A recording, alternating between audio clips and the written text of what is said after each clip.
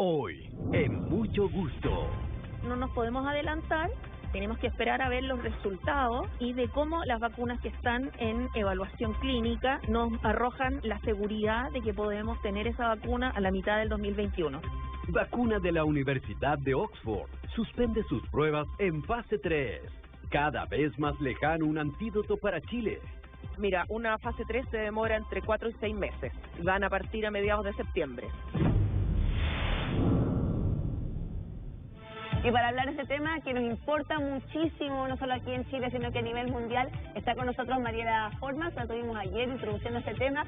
Ella es vicepresidenta ejecutiva de la Cámara de la Innovación Farmacéutica y el doctor Rivera, por supuesto, también se suma a nuestro panel para hablar de este tema que nos preocupa tanto, Mariela, porque conocimos hace muy poquitos días cómo esta vacuna de Oxford, que es del laboratorio AstraZeneca, provoca esta enfermedad en una de las personas en las que estaban siendo administradas en esta fase 3.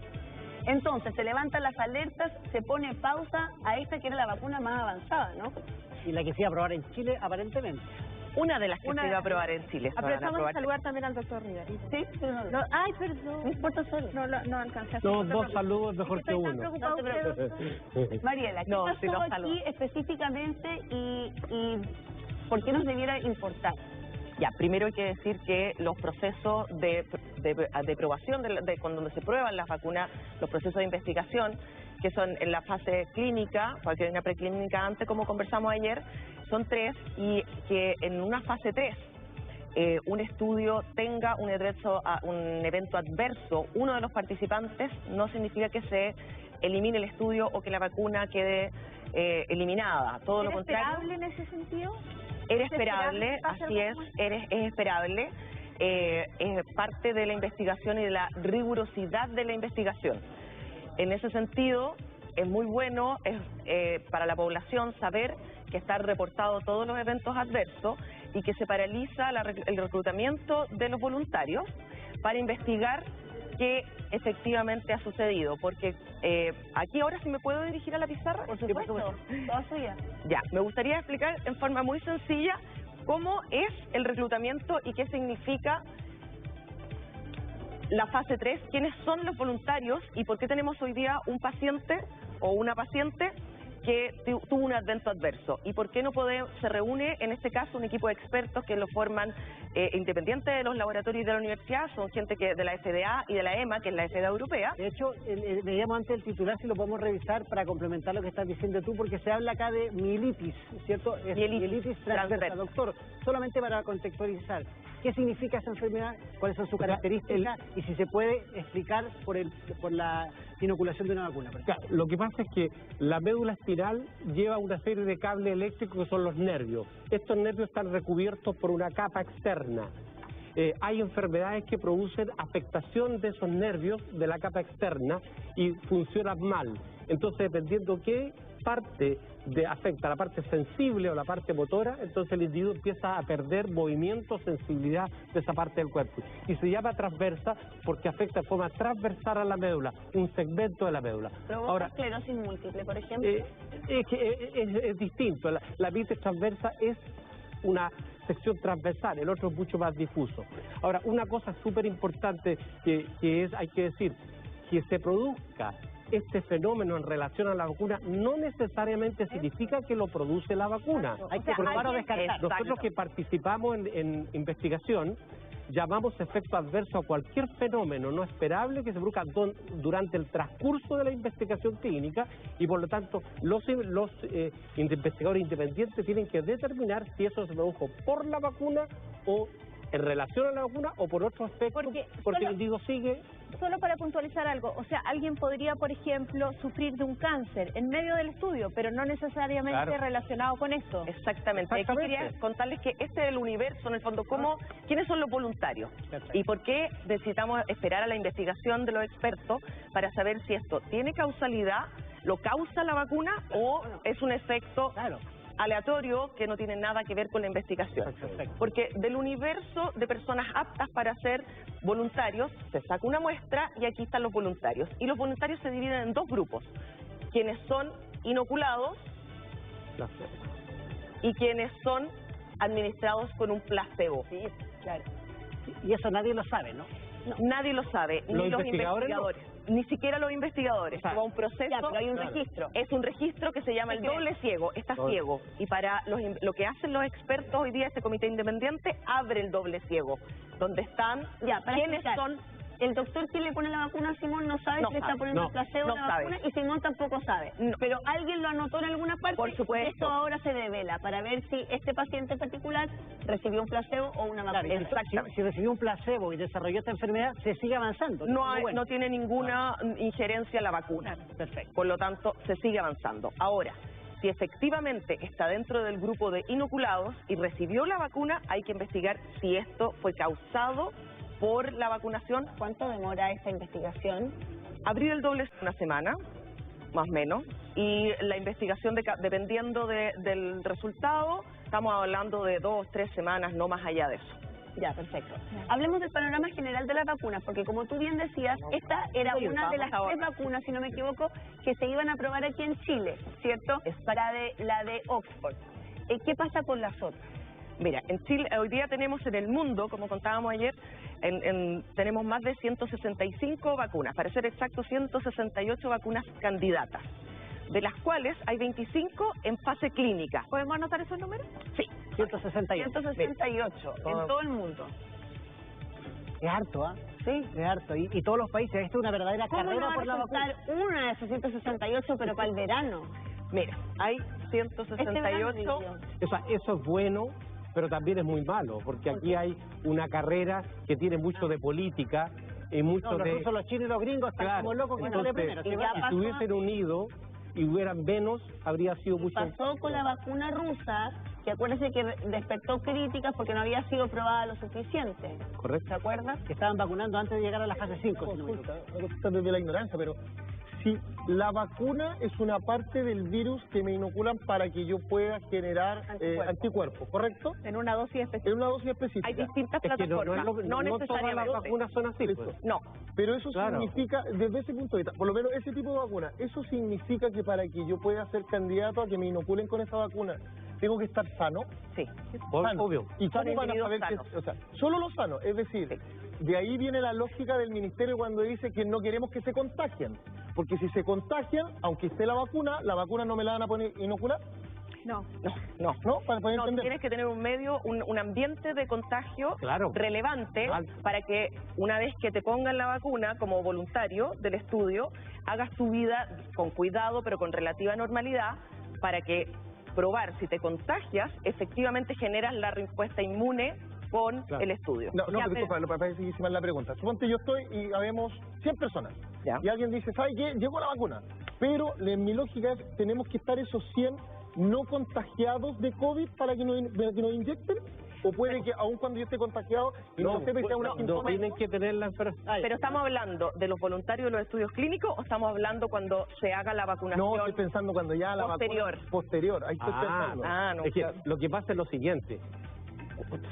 ¿Por qué se elige Chile? ¿Por qué se elige Brasil? ¿Por qué se elige ciertos países? Porque existe una alta incidencia de enfermedad. Entonces, por eso son esos dos grupos, un grupo que se vacuna y un grupo que no se vacuna, pero ellos no lo saben. Entonces, pues se va a comparar cuántos se contagiaron de los inoculados, de los que recibieron realmente la vacuna, y cuántos se contagiaron de los que no se colocaron la vacuna. Y se ve la diferencia, que tiene que ser una diferencia sustancial. Y eso tiene que haber un ambiente en el cual haya harta enfermedad. Por eso Chile, si bien se elige porque es un país serio, porque tiene buenas contabilidades, etcétera, también se elige porque es un país que todavía tiene alta incidencia de enfermedad. Si no, no se elige Nueva Zelanda ni ninguna cosa. Australia, que son muy poquititas la posibilidad de enfermarse en forma natural, porque se necesita que haya virus circulante. Perfecto. Exactamente. Ya, entonces, como para graficarlo, estas personas no están encerradas. No. Tienen que salir a contagiar. Estas personas tienen que hacer su vida normal. Ellos no saben si recibieron placebo, como dice el doctor, o la inoculación, porque el placebo es perfecto. Por lo tanto, ahí tú mides lo que contábamos ayer, la fase 3 es la eficiencia de la vacuna poblacional. Pero podemos explicar cada uno buscando contagiarse, no andan normal. Tiene que hacer su vida normal para que poder el grupo control versus el inoculado, que efectivamente se cumple la respuesta inmune. Sí. Volvamos al panorama general. Nos dijiste, 168 vacunas. Perdón, un pequeño alcance. Por eso algunas vacunas fueron tremendamente criticadas, porque para hacer todos estos estudios tiene que haber voluntarios con consentimiento informado. En algunos países se hizo algunas pruebas con militares, y eso evidentemente no tiene la posibilidad de decir que no. Claro. Ahora la gran pregunta es ¿por qué la OMS dice no va a haber vacuna? Porque un aporte a la humanidad. O sea, después no dijo que no iba a haber vacuna. No, que no va a haber vacuna antes del 2022. Que es lo más probable. En forma masiva. Ahí está, me lo vamos a leer. En forma masiva, porque Mire, ahí está. París cuestiona proyecto de la OMS. No creo que recién tengamos vacuna en el año 2022. Es una alarma innecesaria. Ya, ahí me agarro del concepto del ministro. Es una alarma innecesaria porque efectivamente hay más de 150, 168 grupos trabajando para llegar a una solución en todo el mundo, científicos de primer nivel. Entonces uno espera que ya el próximo año, para las poblaciones de riesgo, haya efectivamente una vacuna. Para las poblaciones de riesgo, efectivamente, si todo sale bien, porque tenemos que decirlo, si todo sale bien como lo esperado, efectivamente vamos a tener una vacuna para la población de riesgo el primer trimestre del 2021. Y quizás antes, incluso yo hay discrepo de eso, sinceramente. Discrepo. Lo que pasa es que para hacer estudios serios, sobre todo en fase 3, que necesita inocular a una gran cantidad de gente, miles, por eso son miles, ¿no es cierto? Lo normal son incluso hasta 2 años. Lo podemos acortar en 1 año, ya a lo mejor 6 meses. Imagínense lo que significa que estamos recién empezando en fase 3, hay una que se detuvo, hay otras que no han empezado, por lo tanto estamos hablando estamos en B8, 9, más 6, o sea, vamos a tener en marzo 6 meses recién. O sea, por lo tanto, antes de fin de año, es por lo que tengamos una vacuna segura y realmente segura, porque la producción de fenómenos adversos puede producirse tardíamente. Entonces, podemos hacerlo, se puede hacer, pero con cierto riesgo. Entonces, el ideal de vacuna es tener una gran población, una gran cantidad de resultados y que realmente sean posibles de decir que es segura. ¿Qué es lo que acaba de pasar con esta vacuna? Que a corto tiempo de evolución tenemos la sospecha que puede estar produciendo un efecto adverso. Sospecha, que no necesariamente lo es. Entonces esto significa que cada vez que pasa esto, la vacuna se puede ir retrasando. Entonces, esto da un mensaje de optimismo. ¿Cuál es el optimismo? Que en realidad, si bien es cierto la esperanza en la vacuna, la solución por ahora, y muy buena solución, es seguir trazado, testeo, aislamiento, y mascarilla, lavado de manos y distancia social.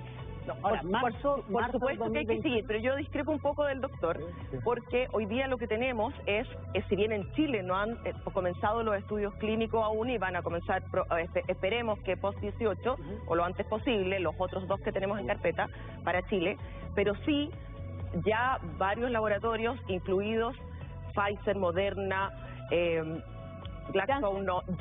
Janssen ha empezado solo en un país, perdona, voy a sacar mi ayuda a memoria, porque no me lo sé todo de memoria. Sinovac, Moderna, Pfizer, CanSino.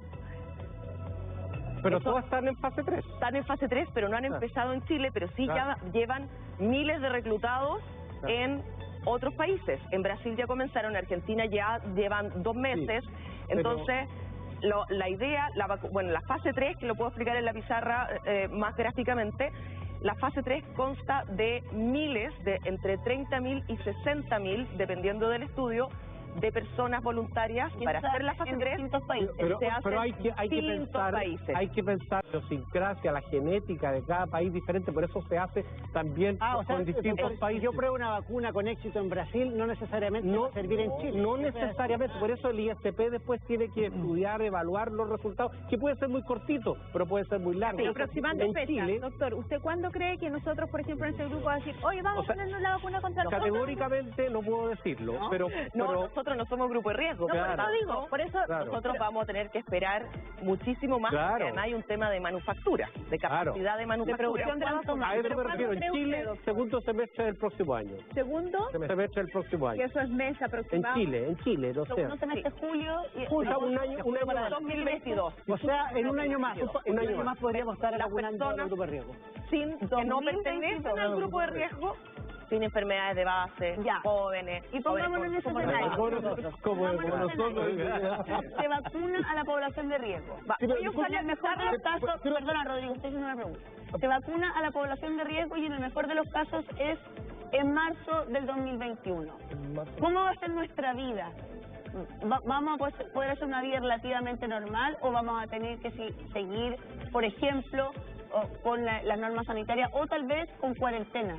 Mira, a mí me gustaría partir explicando las fases que son súper relevantes para que la gente entienda qué es lo que se prueba en cada una y por qué tenemos que esperar el resultado de la fase 3 para poder responder esas preguntas. A ver. Ya, fase 1, probamos seguridad de la vacuna, respuesta inmune,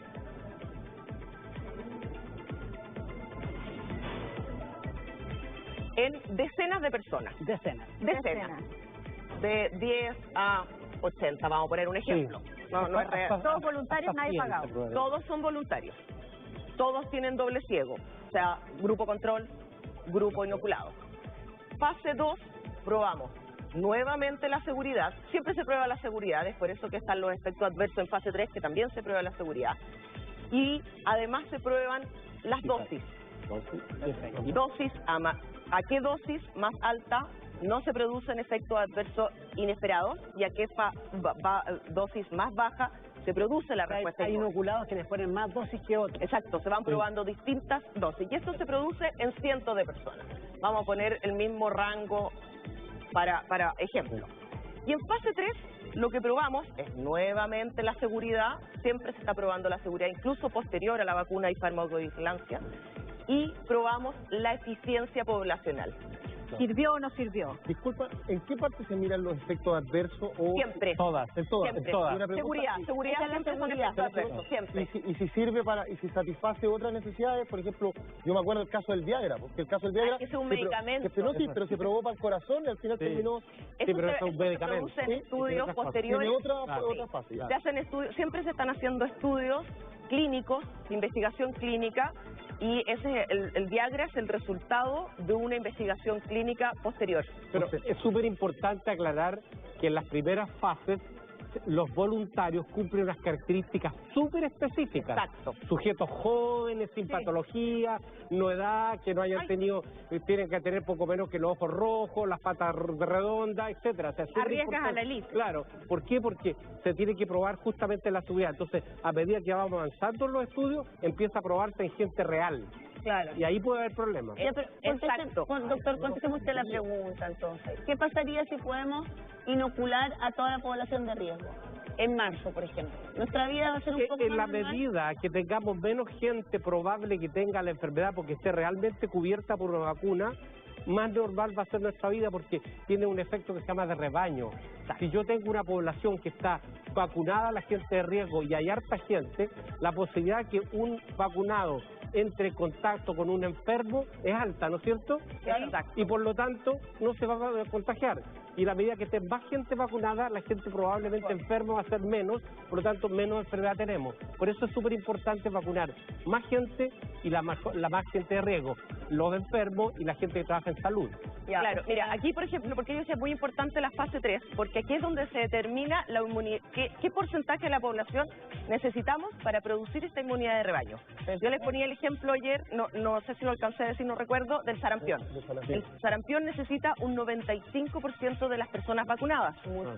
Muchísimo. Pero la influenza, el ideal es el 85%, pero en Chile vacunamos al 50% de la población. Y con eso ya tenemos cierta inmunidad. Entonces, tenemos esta fase 3 es la que nos va a decir ese porcentaje, por eso es muy relevante y no podemos decir qué va a pasar, porque en Chile son alrededor de 5,5 millones la población de riesgo, determinada hoy día por el CABEI. Y nosotros somos 18 millones de habitantes, por lo tanto ya tenemos más de un tercio de la población. Interesante la explicación. Ay, cruzamos todos los dedos, Mariela. Todos los dedos. Llegó el momento, Diana. ¿Qué tiene que tener el país para que se den esas 3 fases, las condiciones país? Pues claro. En Chile solo se hace fase 3, porque como decía el doctor, quienes son sujetos de fase 1 y 2 deben estar muy cerca de los laboratorios de investigación. Son personas con ciertas características, porque esto requiere más riesgo, por lo tanto que están muy cerca, y esto se hace en Europa, Estados Unidos, no se hace en Chile. En Chile y Latinoamérica se hace solo fase 3. Mariela, vamos a seguir hablando de este tema porque nos preocupa mucho y ya queremos que nos empiecen a vacunar, digo, nos empiecen, no sé si yo podría hacer una de las pruebas, me ofrezco feliz en todo. Pero muchas gracias por haber sido tan ilustrativa y habernos contado en cómo estamos para la vacuna aquí en nuestro país. Doctor, también muchas gracias. Encantado.